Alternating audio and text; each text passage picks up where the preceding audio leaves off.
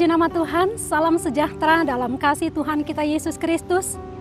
Pada pagi hari ini kita akan bersama-sama merenungkan kebenaran firman Tuhan yang saya beri tema pertobatan mendatangkan pemulihan.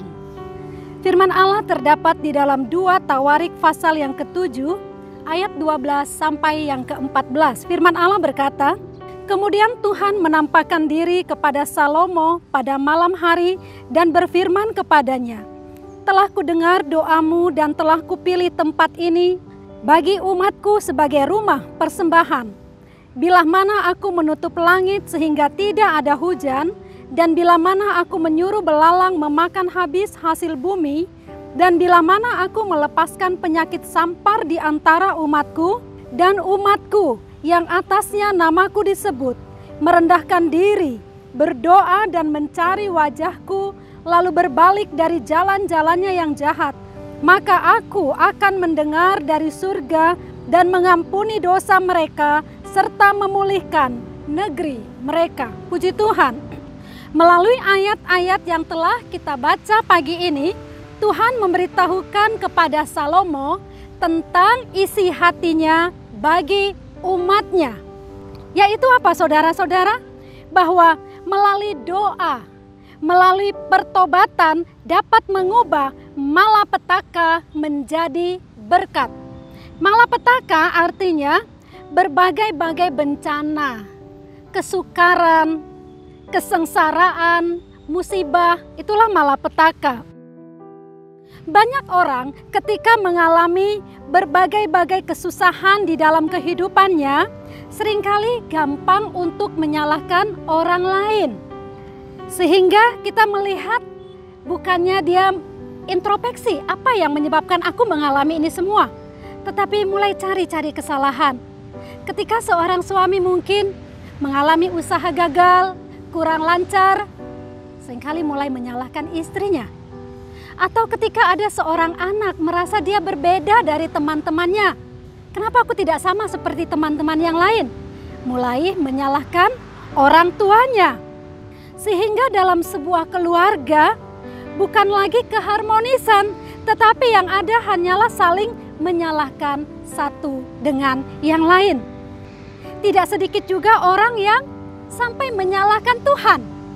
Ketika dia mengalami kesusahan mulai menyalahkan Tuhan. Karena merasa bahwa Tuhan tidak menolong dia. Maka semua itu dia alami. Dari firman Allah yang kita baca tadi, Tuhan mau memberitahukan kepada setiap kita umatnya, orang percaya, bahwa ketika kita berada dalam suatu situasi atau kondisi tekanan yang berat dalam hidup ini, mengalami kesengsaraan atau kesukaran, kesusahan, maka ada 3 hal yang harus kita lakukan. Apa saja yang harus kita lakukan, saudara? Yang pertama, dikatakan datang dan rendahkan diri di hadapan Tuhan. Jadi bukan menyalahkan orang lain ya saudara-saudara. Seperti pemungut cukai. Ketika dia datang ke bait Allah, dia mencari Tuhan dengan kerendahan hati. Karena apa? Dia merasa bahwa dirinya sebagai orang yang berdosa. Dia merasa dia membutuhkan pertolongan dari Tuhan. Dia membutuhkan Tuhan sehingga dia datang kepada Tuhan dengan kerendahan hati. Dia merasa dia tidak layak. Saudara-saudara, dia merasa sangat hina. Tetapi apa yang Yesus katakan tentang pemungut cukai ini? Yesus berkata bahwa pemungut cukai ini dia pulang sebagai orang yang dibenarkan Allah. Karena apa?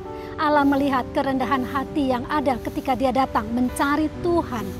Demikianlah yang Tuhan inginkan juga di dalam setiap kehidupan kita ketika kita datang kepada Dia. Kerendahan hati adalah sikap yang berkenan di hadapan Allah.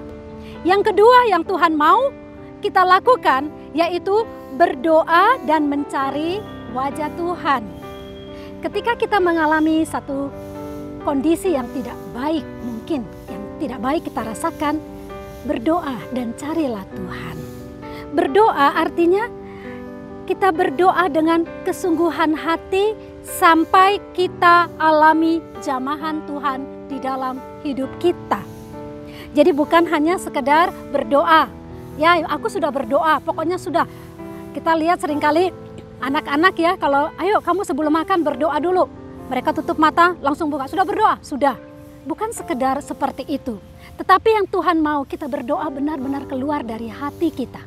Dengan kesungguhan hati kita mencari Tuhan. Seperti Yakub ketika dia bergumul dengan Tuhan. Dia bergumul dengan Tuhan sampai dia alami kemenangan di dalam kehidupannya. Itu yang Tuhan mau. Berdoa sampai terima jawaban dari Allah. Banyak orang selalu menyepelekan tentang berdoa, saudara-saudara ya. Merasa cepat bosan dan cenderung malas untuk berdoa. Padahal dengan berdoa itu berarti kita mencari Tuhan. Dan dengan mencari Tuhan itu berarti kita membutuhkan Tuhan. 2 Tawarik 26 ayat yang kelima berkata, selama kita mencari Tuhan, maka Allah akan membuat segala usaha kita menjadi berhasil. Jadi dalam segala hal, kalau kita tidak berdoa, tidak mencari Tuhan, yang rugi itu diri kita sendiri, saudara-saudara. Ya, yang rugi adalah diri kita sendiri. Itu sebabnya Tuhan mau kita selalu berdoa dan mencari Dia dengan kesungguhan hati. Karena itu dalam segala keadaan, firman Allah ajarkan apa? Tetaplah berdoa. Puji Tuhan. Yang ketiga, berbalik dari jalan yang jahat atau bertobat. Nah, saudara-saudara, artinya apa? Menyesali semua dosa dan memperbaiki hidup. Itulah arti kata bertobat. Setiap manusia pasti pernah melakukan kesalahan, ya kan? Apakah dia anak-anak sampai orang yang sudah tua, ya apalagi ya saudara-saudara, pasti pernah melakukan yang namanya kesalahan atau dosa. Baik dosa melalui pikiran, melalui mata, melalui perkataan, melalui perbuatan, melalui sikap hidup kita. Dan kita tahu ketika dosa itu tidak dibereskan, maka itu akan membawa manusia kepada penghukuman, kepada kesengsaraan yang bermuara kepada kematian kekal. Nah, saudara-saudara, Kisah Para Rasul menuliskan di dalam Kisah 3 ayat 19 berkata, karena itu sadarlah dan bertobatlah supaya dosamu diampuni. Ketika kita merasa kita sudah melakukan kesalahan, seringkali kan saudara, ketika kita berbuat salah, hati kecil kita mulai mengingatkan kita, itu salah, itu tidak benar. Tuhan mengingatkan kita melalui hati nurani kita. Tapi banyak kali orang mengabaikan hati nuraninya. Tuhan mau ketika kita melakukan satu pelanggaran, cepat-cepat bereskan itu di hadapan Tuhan ya saudara-saudara. Karena kalau tidak dibereskan, itu akan menumpuk dan menumpuk. Dan itu akan menjadi satu beban yang sangat berat yang akan mengikat dan menekan kehidupan kita. Itu sebabnya dosa harus segera dibereskan. Adakan pertobatan di hadapan Tuhan agar supaya semua dosa dihapuskan. Tuhan tidak mau umatnya tetap tinggal di dalam dosa. Manusia diberikan Tuhan kehendak bebas untuk memilih apa yang dia mau lakukan. Ada pilihan yang baik dan yang jahat. Nah, ketika manusia memilih yang baik, itulah yang sesuai dengan kehendak Tuhan. Tetapi kecenderungan hati manusia seringkali juga ingin melakukan apa yang menjadi kehendak hatinya sendiri. Memuaskan keinginan dagingnya sendiri. Mencari aman istilahnya. Tuhan tidak mau umatnya tetap tinggal di dalam dosa yang akan membawa kepada penderitaan, kesengsaraan, dan penghukuman. Tuhan mau agar umatnya melepaskan hidupnya dari semua itu. Ya, Tuhan mau hari lepas hari orang percaya umat Tuhan hidup di dalam pertobatan. Paulus pernah mengatakan, seringkali bukan yang aku inginkan itu yang aku lakukan, tetapi yang aku tidak inginkan justru itu yang aku lakukan. Saudara, banyak kali bukan kita berkata, Tuhan aku hari ini mau hidup benar, aku mau melakukan apa yang Tuhan mau. Tetapi ketika kita diperhadapkan dengan satu hal yang menekan hidup kita, seringkali justru bukan kita melakukan apa yang Tuhan mau, tetapi apa yang hati kita mau. Hari lepas hari Tuhan mau kita hidup di dalam pertobatan. Ya saudara, sehingga hidup kita mengalami pemulihan hari lepas hari di dalam Tuhan. Mazmur pasal 32 ayat 1 sampai ke 11. Di situ pemazmur berkata bahwa ada kebahagiaan bagi setiap orang yang diampuni segala dosanya. Mengalami kebahagiaan, ada kelegaan saudara-saudara. Kenapa?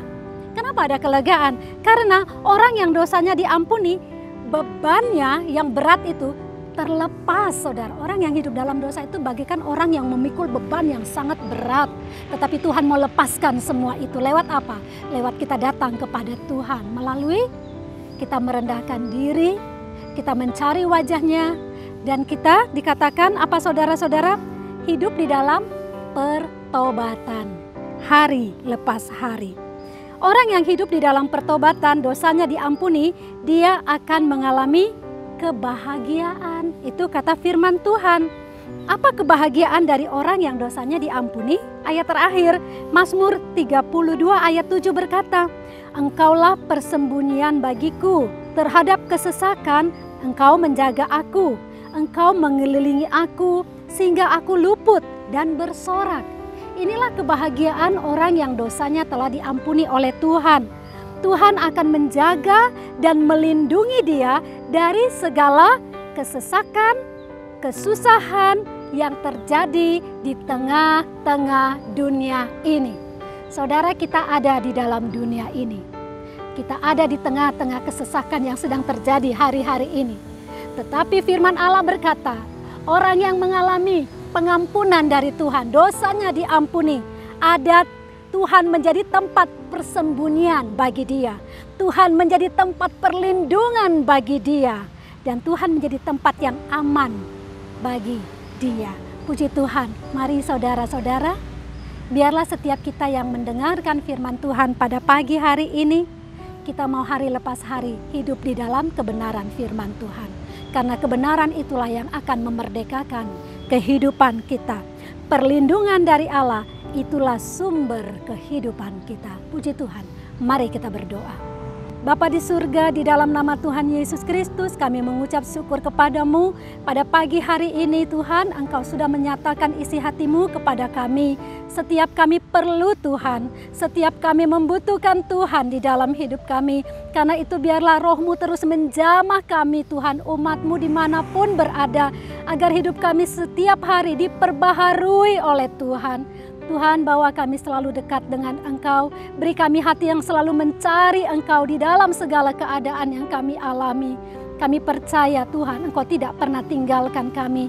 Apapun yang kami alami di dalam hidup kami, kalau Tuhan yang izinkan itu semua pasti mendatangkan kebaikan. Dan bawa kami semakin melekat hanya kepada Engkau. Karena kami tahu tidak ada satupun yang dapat memisahkan kami dari kasih Allah yang besar. Tuhan, terima kasih memberkati umat-Mu dimanapun mereka berada yang mendengarkan firman Tuhan pada pagi hari ini. Mungkin ada hari-hari ini yang sedang mengalami beban, kesukaran, kesengsaraan mungkin Tuhan. Biarlah umat-Mu boleh melihat bahwa Tuhan, Engkau tetap Allah yang sanggup melepaskan kami dari semua itu. Ketika kami datang kepada Tuhan, tangan Tuhan tidak kurang panjang untuk menolong kami. Terima kasih, kami punya Tuhan yang besar, punya Tuhan yang setia dan tidak pernah tinggalkan kami. Kami mengucap syukur buat hari yang Tuhan berikan bagi kami. Dan kami percaya bahwa hari ini adalah hari yang diberkati oleh Tuhan. Dan kami akan masuki hari ini bersama dengan Engkau, menerima janji-janji Tuhan dan hidup di dalam berkat Tuhan. Kami mengucap syukur buat semuanya di dalam nama Tuhan Yesus Kristus. Haleluya. Amin.